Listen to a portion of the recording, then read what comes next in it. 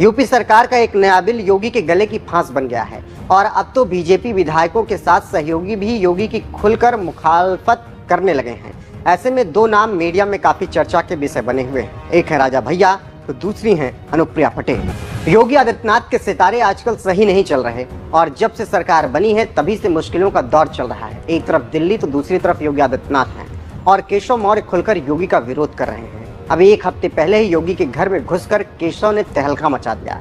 मतलब ये कि योगी के विभाग के मंत्रियों की बैठक केशव ने ली, जिसके बाद कहा जाने लगा कि अब लड़ाई खुले तौर से हो रही है और योगी कुछ बोल नहीं पा रहे। ऐसे ही अभी चल रहा था कि एक विवादित बिल योगी सरकार लेकर आ गई, जिसका विरोध बीजेपी विधायकों के साथ ही साथ सहयोगी भी करने लगे और मीडिया में योगी के खिलाफ बयानबाजी करने पर उतारू हो गए। आपको बता दें कि योगी सरकार एक नजुल भूमि को लेकर एक बिल विधानसभा में लाई, जिसको लेकर राजा भैया भड़क गए। बात दरअसल ये है कि योगी सरकार ने बुधवार को नजूल भूमि विधेयक विधानसभा में पेश किया, जिसे उसी दिन पास भी करा लिया गया। उसी दौरान समाजवादी पार्टी कांग्रेस ने इसका विरोध किया। वहीं सरकार के साथ दिखने वाले राजा भैया भी विपक्ष के साथ नजर आए और कहा कि नजुल संपत्ति विधेयक पर फिर से विचार होना चाहिए। फिर क्या था, राजा भैया के विरोध को देखकर सभी हक्का बक्का रह गए, क्योंकि 4 दिन पहले ही विधानसभा में योगी का पैर छूकर अपनी स्वामी भक्ति उन्होंने दिखाई थी, लेकिन अचानक वो योगी के खिलाफ भड़क गए। आप जानते हैं कि उत्तर प्रदेश की कुंडा विधानसभा सीट से राजा भैया विधायक हैं और जनसत्ता दल के प्रमुख हैं। राजा भैया ने बिल का विरोध करते हुए विधानसभा में कहा कि यह समझ से परे है कि किन अधिकारियों ने इसकी फीडिंग की। अगर अंग्रेज फ्री होल्ड कर सकते हैं तो ये जनहितकारी सरकार क्यों नहीं कर सकती। इलाहाबाद हाई कोर्ट भी नजूल की भूमि पर बना है, क्या सरकार उसे भी खाली कराएगी। वहीं उन्होंने पत्रकारों से बात करते हुए कहा कि हमने नजूल विधेयक का विरोध किया है क्योंकि ये जनता के हित में नहीं है। इससे लोग बेदखल होंगे, उनके घर टूटेंगे। नजूल भूमि को लेकर अधिकारियों ने सरकार को गलत फीडबैक दिया और अगर सत्ता में रहना है तो इस बिल को वापस लेना ही होगा। चलिए विधानसभा में कैसे राजा भैया ने बयान दिया है, आइए आपको सुनाते हैं।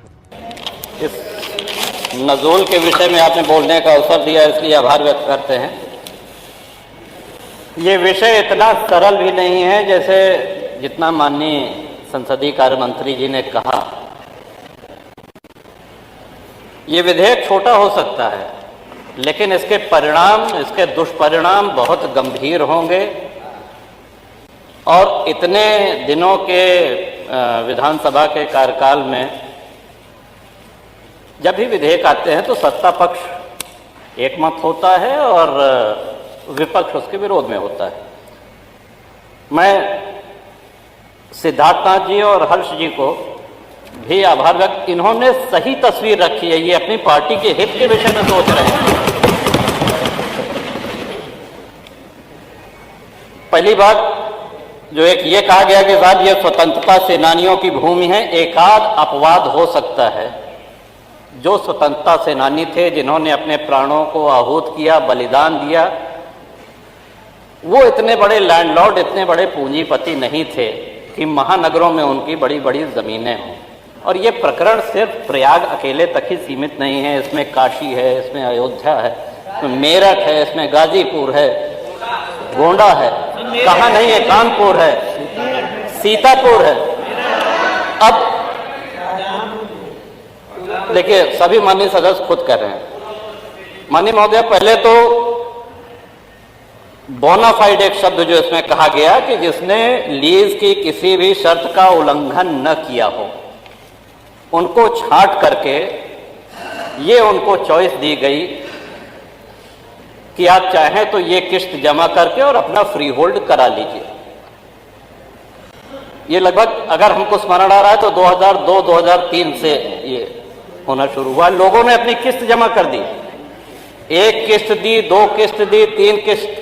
अब उसके बाद सरकार ने कहा कि हम अब आपकी किस्त नहीं लेंगे। देखिए, सरकारें कंटिन्यूटी में, जैसा सिद्धार्थनाथ जी ने कहा, जो निर्णय हो गया है, सरकारें आएंगी जाएंगी बदलेंगी। आप किसी से किस्त पे कोई सामान लेते हैं तो किस्त, वो सामान आपका हो गया, वो संपत्ति आपकी हो गई। अब आप ये नहीं कह सकते कि नहीं, वो जो 15 साल पहले या 20 साल पहले या 25 साल पहले जो तुमने किस्त दी थी, ये पकड़ो अपनी किस्त और भूल जाओ इसको। और हम बहुत से ऐसे माननीय विधायक हैं जो शहरी क्षेत्र से हैं, लेकिन शहरी क्षेत्र से होते हुए भी ग्रामीण परिवेश का उनको पूरा ध्यान है। अधिकांश विधायक ग्रामीण परिवेश से आते हैं। अब जो गांव बसे हुए हैं माननीय अधिष्ठाता महोदय, हम भी ये जानकारी चाहते हैं कि गांव जो बसे हुए हैं क्या वो लोग अपनी भूमिधरी में घर बनाए हैं? इस सिद्धांत के तहत तो उनको भी बेदखल कर देना चाहिए। फिर जो आबादी में है, जो ग्राम समाज में है, गांव के गांव बसे हैं, गांव में अपनी भूमिधरी में किसने घर बनाया है? सब कच्चे में सब कच्चे में। तो कौन सा विकास कर रहे हैं? लोग सड़कों पे आ जाएंगे। और जब उस समय अंग्रेजों के बंगले, अगर प्रयाग की ही बात की जाए तो सिविल लाइंस में भारतीयों को घर लेना निषिद्ध था, मना था। वहां सिर्फ अंग्रेज रह सकते थे।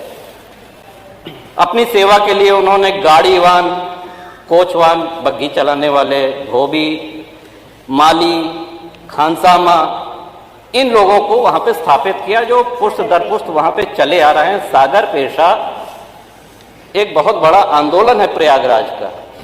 एक बहुत बड़ी संख्या में आप हजारों लाखों लोगों को बेघर कर देंगे। 3200 प्रार्थना पत्र लंबित हैं। 2300 लोग ऐसे हैं जिन्होंने अपनी किस्त जमा कर दी है। और हमारी जानकारी तो ये भी है कि हाईकोर्ट इलाहाबाद भी नजूल की भूमि पे है। कई सारे जजेस के घर हमारी जानकारी, तो उसको भी खाली करा दिया जाएगा। Public service commission, public service कितनी ये गंभीर, कौन सा विकास इसमें करेंगे? लाखों लोग बेघर हो जाएंगे। और मैं नहीं समझ पा रहा हूं कि किस मजबूरी में, किसके कहने पर, किन अधिकारियों की फीडिंग पर ये ले आया गया है। ये कहीं से भी न जनहित में है, न विपक्ष के हित में है, न सत्ता पक्ष के हित में है। ये किसी के हित में नहीं है। आप सारे विधायकों की आप पीड़ा, उनका जो मर्म है उसको समझने का प्रयास करें। ये विधेयक तो यहाँ आना ही नहीं चाहिए था, लेकिन क्योंकि आ गया है तो अब आने के बाद मजबूरी है, इसको प्रवर समिति को भेजा जाना चाहिए। और साथ ही साथ जिन लोगों की किस्त जमा है, सौदा हो गया तो हो गया, किस्त आपने तय करी, किस्त की रकम सरकार ने तय करी है। अब जब 2 किस्त 3 किस्त दे दिए, अब आप कह रहे हैं कि नहीं हम नहीं लेंगे, तो ये नहीं होगा, होना नहीं चाहिए, न्याय संगत नहीं है। और जिनकी लीज एक्सपायर हो गई है, जब अंग्रेज लीज रिन्यू कर सकते थे तो क्या हमारे स्वतंत्र भारत में एक लोक हितकारी सरकार क्या लीज रिन्यू करके उनको वहां बसाए रखने की जिम्मेदारी सरकार की नहीं है?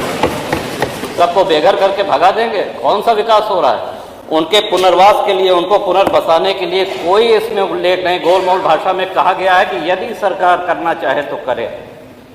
इसमें महोदय बहुत बड़ी क्रांति हो जाएगी, लोग सड़कों पे आ जाएंगे, हाहाकार हो जाएगा पूरे प्रदेश में।